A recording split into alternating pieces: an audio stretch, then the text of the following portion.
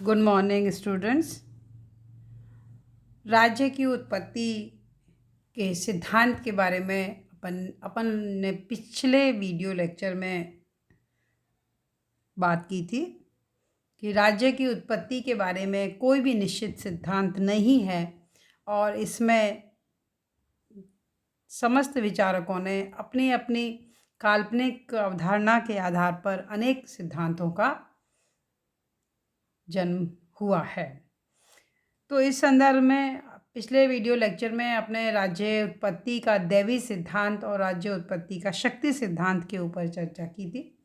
तो राज्य की उत्पत्ति के संदर्भ में जो तीसरा जो सिद्धांत है बहुत महत्वपूर्ण है। इसके ऊपर जो है हॉब्स, लॉक, रूसो तीनों विचारकों ने जो है अपना बयान विचार रखे हैं और जो है सामाजिक जो सिद्धांत है वो बहुत अधिक महत्वपूर्ण है। 17वीं 18वीं शताब्दी में राजनीतिक विचारधारा में ये सिद्धांत जो है काफ़ी महत्वपूर्ण था। इस सिद्धांत के अनुसार राज्य जो है वो दैवी संस्था ना होकर एक मानवीय संस्था है जिसका निर्माण व्यक्तियों के द्वारा पारस्परिक समझौते के आधार पर किया है। इसके जो प्रमुख जो प्रतिपादक संविदावादी विचारक हैं हॉब्स, लॉक, रूसो, तीनों विचारकों का राजनीति विज्ञान के विचारकों की श्रेणी में महत्वपूर्ण स्थान है। तो इन तीनों विचारकों ने प्राकृतिक अवस्था के बारे में, जिसको पूर्व सामाजिक व्यवस्था कहते हैं, कुछ ही को पूर्व राजनीतिक व्यवस्था कहते हैं, तो इस तरह का इन्होंने एक अलग अलग जो है व्यवस्था अपने हिसाब से बताई है। प्राकृतिक अवस्था के अंतर्गत इनका ऐसा मानना है कि प्रत्येक व्यक्ति अपनी इच्छा अनुसार प्राकृतिक नियमों के आधार पर जीवन व्यतीत करते थे। धीरे धीरे उनमें मतभेद हुए, फिर किन्हीं कारणों से वो प्राकृतिक अवस्था को त्यागने को विवश हुए और उसने फिर समझौते के माध्यम से राजनीतिक समाज की स्थापना की और राजनीतिक समाज की स्थापना करते हुए उनको राज्य की ओर से सुरक्षा का आश्वासन मिला और राज्य के माध्यम से उनको प्राकृतिक अधिकारों के स्थान पर सामाजिक राजनीतिक अधिकार प्राप्त हुए। तो इस तरीके से राज्य मनुष्यों के द्वारा किया गया एक समझौते का परिणाम है, ऐसा संविदावादी विचारकों ने बताया। लिकॉक ने कहा कि राज्य व्यक्ति के स्वार्थों द्वारा चालित एक ऐसे आदान प्रदान का परिणाम था जिससे व्यक्तियों ने उत्तरदायित्व के बदले विशेषाधिकार प्राप्त किए। सामाजिक समझौता जो सिद्धांत है ये बहुत पुराना सिद्धांत है। महाभारत के शांति पर्व में इसका वर्णन मिलता है। हमारे कौटिल्य जो हैं इन्होंने अर्थशास्त्र में भी इसी तरह के सिद्धांत की बात की है कि उन्होंने कहा है कि प्रजा ने राजा को चुना और राजा ने प्रजा की रक्षा का वचन दिया। यूनान में सोफिस्टवादी विचारक हुए, फिर एपिक्यूरियन विचारक हुए, फिर मध्य युग में भी इसका काफ़ी महत्वपूर्ण भूमिका रही। थॉमस एक्विनास ने भी इस मत का समर्थन किया। फिर लेकिन विधिवत रूप से अगर इसका किसी ने प्रतिपादन किया है तो हॉब्स, लॉक, रूसो हैं। इन्हें संविदावादी विचारक के रूप में जाना जाता है। जहाँ तक अपन हॉब्स की बात, सबसे पहले अपन हॉब्स की बात करेंगे, थॉमस हॉब्स की। तो थॉमस हॉब्स 1588 में इनका जन्म हुआ और 1679 में इनका निधन हुआ। तो ये इनका टेनर है ना। इनका समयावधि है 1588 से 1679 तक, है ना, 79 तक। ये इंग्लैंड के निवासी थे, इंग्लैंड के रहने वाले थे और राजवंश से इनका संपर्क था। इसके कारण इनकी विचारधारा राजतंत्रवादी थी। इनकी एक प्रमुख पुस्तक थी जो 1651 में प्रकाशित हुई, वो है लिवियाथन, और इसी पुस्तक के अंतर्गत इन्होंने सामाजिक समझौते सिद्धांत की व्याख्या की है। सभी विचारकों के 3 जो इन्होंने विचारधारा में लिखे हैं, पहला मानव स्वभाव, दूसरा प्राकृतिक दशा और तीसरा समझौते का कारण, और लास्ट है कि किस प्रकार का राज्य उससे बना। मानव स्वभाव के बारे में हॉब्स का ये मानना था कि मानव स्वार्थी है, अहंकारी है, दुष्ट है, झगड़ालू है, शक्ति से प्रेम प्रेम करने वाला है और वो शक्ति प्राप्त करने के लिए निरंतर प्रयत्नशील रहने वाला है। तो एक तरीके से थॉमस हॉब्स ने अब मनुष्य के नकारात्मक पक्ष को ज़्यादा बल दिया। तो अब ये प्रश्न उठता है कि चूंकि मनुष्य स्वार्थी, अहंकारी, आत्माभिमानी, झगड़ालू, शक्ति से स्नेह करने वाला है, तो अगर ऐसा व्यक्ति है तो प्राकृतिक दशा भी वैसी ही होगी। आपस में निरंतर लड़ने वाला, आपस में निरंतर शत्रु भाव करने वाला, न्याय व अन्याय का कोई ज्ञान नहीं, शक्ति ही न्याय है, सत्य है, इस विषय के ऊपर वो इस तरह का माहौल उसमें हो गया था। प्रत्येक मनुष्य को शत्रु की दृष्टि से देखने लगा, भूखे भेड़ियों के समान एक दूसरे को निगलने लगा। तो और शक्ति ही सत्य है, इस विषय के ऊपर वो टिके रहने लगा। तो स्वयं हॉब्स ने कहा है कि उस समय में ना तो कोई व्यवसाय था, ना कोई संस्कृति थी, ना कोई विद्या, ना कोई भवन निर्माण कला, ना कोई समाज, बल्कि मानव जीवन असहज, दीन, मलिन, पाशविक और अल्पकालीन था। तो जब इस तरह की सामाजिक प्राकृतिक व्यवस्था हो तो मनुष्य ने असहनीय प्राकृतिक व्यवस्था के अंत हेतु उन व्यक्तियों ने एक समझौता किया कि वो इस असहनीय प्राकृतिक व्यवस्था का अंत करें और एक राजनीतिक समाज का निर्माण करें। तो फिर यहाँ पे एक समझौता हुआ मनुष्य का।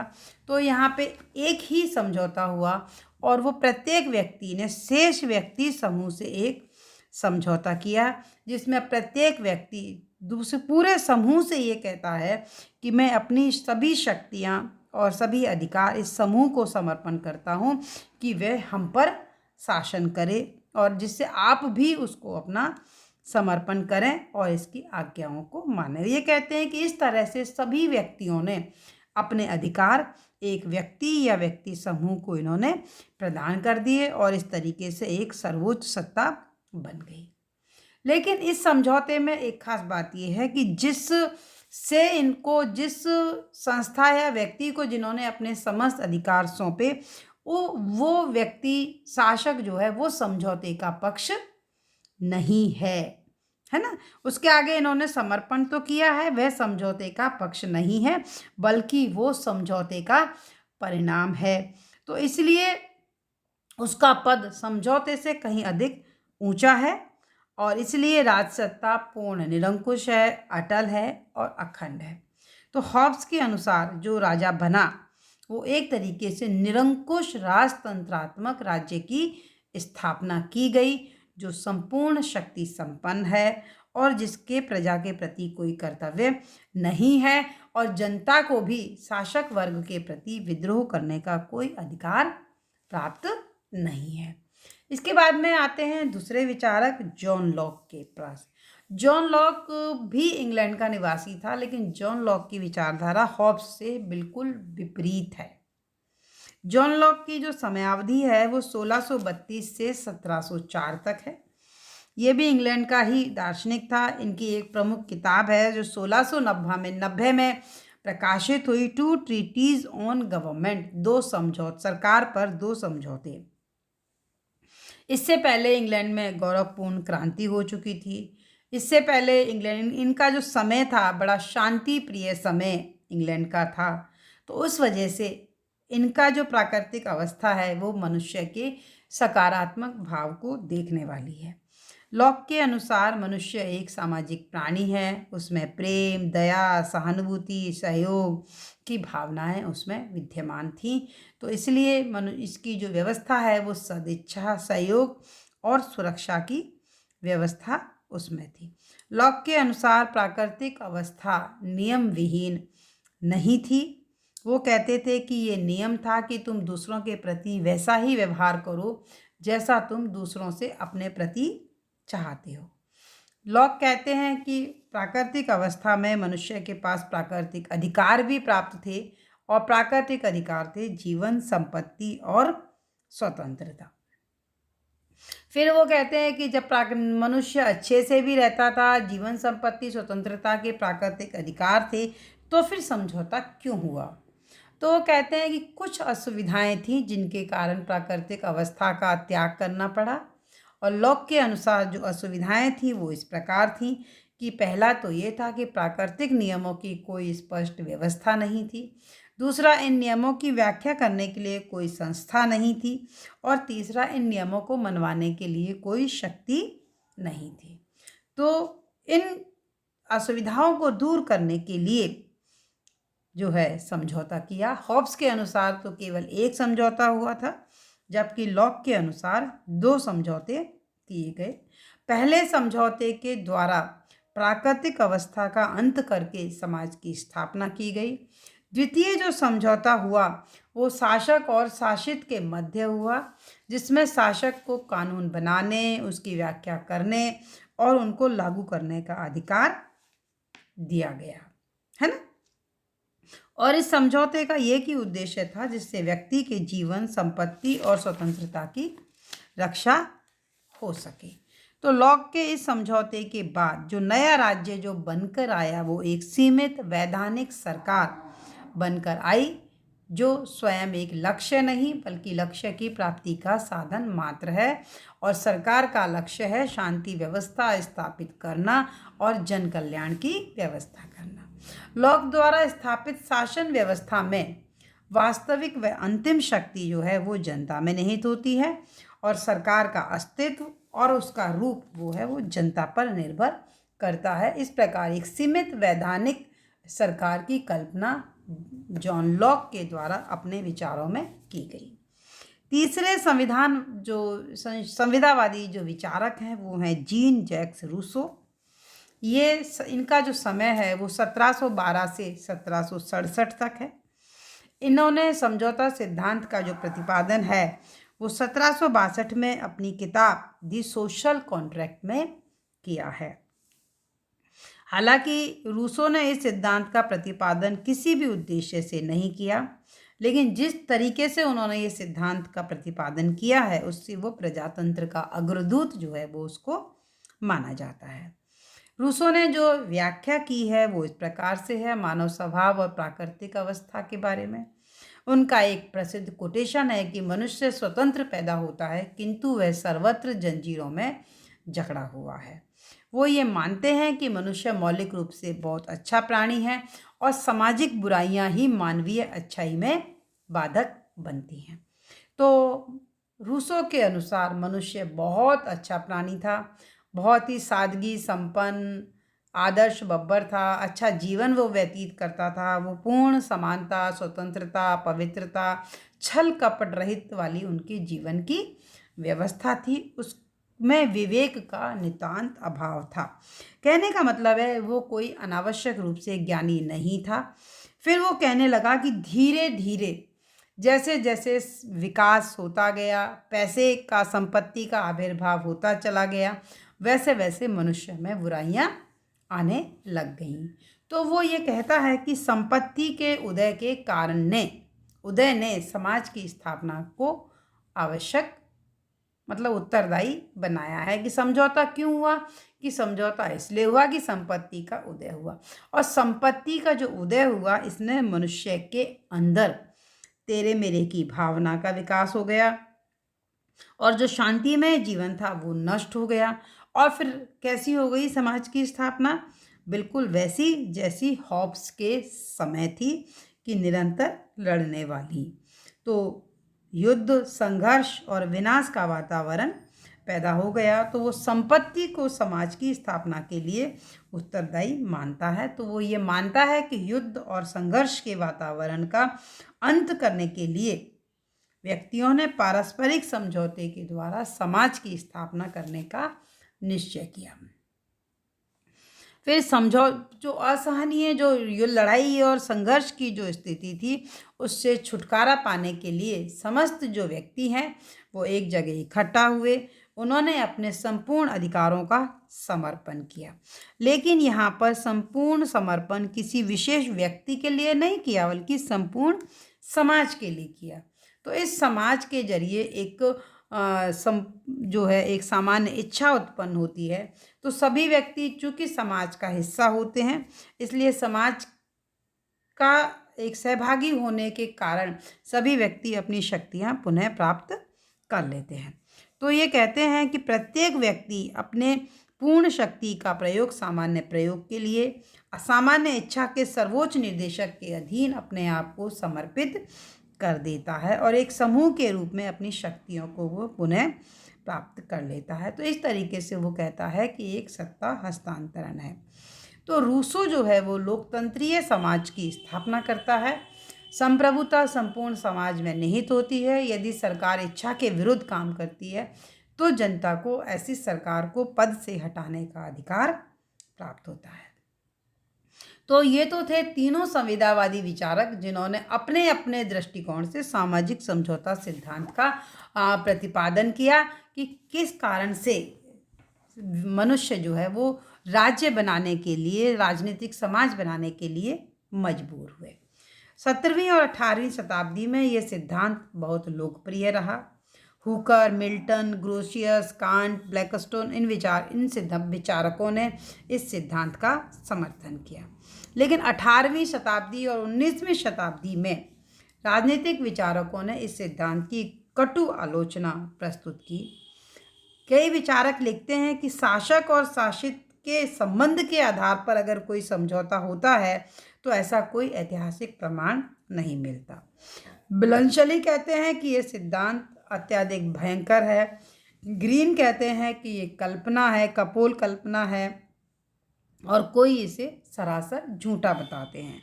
वाहन जो है उन्होंने कहा है कि सामाजिक समझौता सिद्धांत से ना तो इतिहास को समझा जा सकता है, ना ही किसी ठोस राजनीतिक दर्शन को समझा जाता है।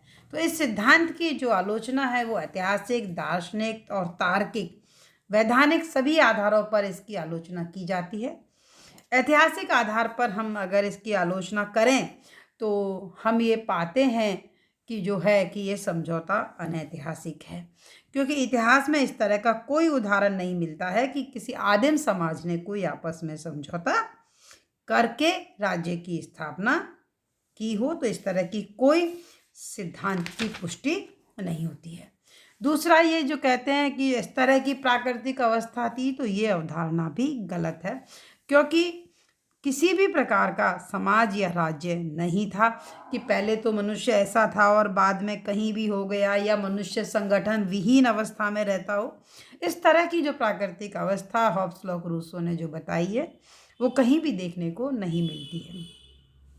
तीसरी बात यह है कि राज्य विकास का परिणाम है, निर्माण का नहीं। ये सभी जानते हैं कि स्वभाव से ही मनुष्य सामाजिक प्राणी है। पहले परिवार में रहा, फिर कुल में रहा, फिर कबीलों में रहा, फिर जनपद में रहा, फिर संगठन में रहा। तो परिवार की भांति ही जिस तरह से परिवार मनुष्य के लिए आवश्यक है, उसी प्रकार से राज्य भी मनुष्य के लिए आवश्यक है। तो राज्य समझौते का परिणाम नहीं है, बल्कि मानवीय स्वभाव का परिणाम है। तो ये कह रहे हैं कि इस वजह से इस सिद्धांत को आप स्वीकार नहीं कर सकते कि राज्य किसी एक विशेष समय पर बनाया गया है। दूसरी आलोचना का आधार इसका दार्शनिक आधार है कि राज्य की सदस्यता ऐच्छिक नहीं है। ये कहते हैं कि नहीं साहब, आपकी मर्जी पड़े तो आप राज्य का सदस्य बनो, ऐसा नहीं है। राज्य की सदस्यता अनिवार्य है। राज्य एकमात्र ऐसा संगठन है जिसकी सदस्यता अनिवार्य है। मनुष्य की इच्छा के ऊपर निर्भर नहीं करता कि वो राज्य की सदस्य बने या ना बने। क्लब, संगठन, व्यापारिक संगठन के तो आपकी इच्छा हो तो आप बने, ना तो ना बने, लेकिन राज्य का सदस्य बनना आपके हाथ में नहीं है। तो इस वजह से ये जो सिद्धांत है वो गलत है। फिर राज्य और व्यक्ति के संबंधों की भी इसमें अनुचित व्याख्या की गई है, क्योंकि पारस्परिक संबंध जो है वो समझौते के आधार पर नहीं है, बल्कि मानवीय स्वभाव पर है। क्योंकि मनुष्य जिस प्रकार संतान और माता पिता के बीच में संबंध पाए जाते हैं, उनकी आप किसी समझौते के आधार पर व्याख्या नहीं कर सकते, उसी प्रकार राज्य और व्यक्ति के संबंध होते हैं। फिर राज्य जो है कृत्रिम संस्था नहीं है। इस सिद्धांत के अनुसार तो राज्य मनुष्यों के द्वारा बनाया गया एक संगठन है, जबकि विपरीत विचारधारा मानते हैं कि राज्य एक प्राकृतिक संगठन है जो मानवीय स्वभाव पर आधारित है। तो राज्य मनुष्यों की स्वाभाविक प्रकृति का परिणाम है। राज्य किसी मनुष्य ने एक निश्चित समय के ऊपर नहीं बनाया है। ये जो सिद्धांत है वो विद्रोह का पोषक है, क्योंकि समझौता सिद्धांत राज्य को व्यक्तिगत सनक का परिणाम बताकर विद्रोह, क्रांति और अराजकता को प्रोत्साहित करता है। इससे नागरिक जीवन समाप्त हो सकता है, क्योंकि अगर हम ये कहें कि जो चीज़ हमने बनाई है तो इसका मतलब हम उसको समाप्त भी कर सकते हैं, तो इससे अव्यवस्थाएं, अराजकता फैल सकती है। लाइबर ने लिखा है कि इस सिद्धांत को अपनाने से अराजकता फैलने का डर है। फिर पांचवी बात यह है कि प्राकृतिक अवस्था में अधिकारों का अस्तित्व जो है वो संभव नहीं है। प्राकृतिक अधिकारों का उपभोग करते थे, प्राकृतिक स्वतंत्रता भी थी, सब थी, लेकिन ये संभव नहीं है, क्योंकि प्राकृतिक अधिकारों का अस्तित्व समाज में ही होता है। अकेले जंगल में आपके कोई अधिकार नहीं हो सकते। 5 लोगों के बीच में ही आपके अधिकारों की बात हो सकती है, और समाज के अंदर ही आप अधिकारों का उपभोग कर सकते हैं। अगर प्राकृतिक अवस्था है तो असामाजिक स्थिति है, और असामाजिक स्थिति है तो अधिकार की कल्पना अपने आप में ही विरोधाभास वाली है। तार्किक आधार पर तो ये कहा जा सकता है कि इतिहास की दृष्टि से, दर्शन की दृष्टि से और तर्क की दृष्टि से ये समझौता अतार्किक है। ये बात किसी को भी समझ में नहीं आ सकती कि प्राकृतिक अवस्था में रहने वाले व्यक्ति जो राज्य से अपरिचित थे, वो अज्ञानी थे, उनको कोई ज्ञान नहीं था, फिर उनमें अचानक ये ज्ञान कैसे आया कि हमें राज्य बनाना चाहिए। तो ये कहते हैं कि एक साधारण सी बात है कि राजनीतिक चेतना सामाजिक जीवन में ही उत्पन्न होती है, प्राकृतिक जीवन में नहीं। तो प्राकृतिक जीवन में व्यक्ति अचानक से इस तरह का संगठन बनाए, ये संभव नहीं है। फिर आलोचना होती है कि वैधानिक आधार पर भी ये सही नहीं है, क्योंकि प्राकृतिक अवस्था में समझौता संभव ही नहीं होता है, क्योंकि कानूनी दृष्टि से जब तक आप कोई समझौता नहीं करते हैं तब तक कोई समझौता वैध नहीं है। समझौता सिद्धांत में चित्रित प्राकृतिक स्थिति के अंतर्गत कानूनी दृष्टि से कोई समझौता नहीं किया जा सकता है, अतः समझौता वैध नहीं है। और राज्य भी नहीं था, कुछ भी नहीं था, तो समझौते को पालन कौन कराएगा? कोई बाध्य शक्ति नहीं है। आज आप और हम हैं, तो इस समझौते को कैसे माने? तो इस वजह से समझौता वर्तमान में मान्य नहीं है, क्योंकि कोई भी समझौता उन्हीं के ऊपर लागू होता है जिन्होंने उसको किया होता है। अतः अज्ञात समय में अज्ञात लोगों के द्वारा अगर कोई समझौता किया गया है तो वो वर्तमान समय में लागू नहीं हो सकता, हो भी नहीं सकता।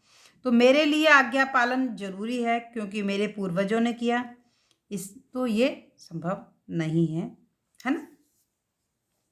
तो ये जो सामाजिक समझौता सिद्धांत है, तो दार्शनिक आधार पर, वैधानिक आधार पर, तार्किक आधार पर, ऐतिहासिक आधार पर खरा नहीं उतरता है। इसकी आलोचना अनेक संदर्भ में की जाती है, लेकिन इन अनेक आलोचनाओं के बावजूद सामाजिक समझौते का राजनीतिक विचारधारा के इतिहास में बहुत महत्व है। ये सिद्धांत को सिरे से अस्वीकार कर दिया गया है, लेकिन राजनीतिक विचारों के इतिहास में ये सिद्धांत बहुत महत्वपूर्ण है।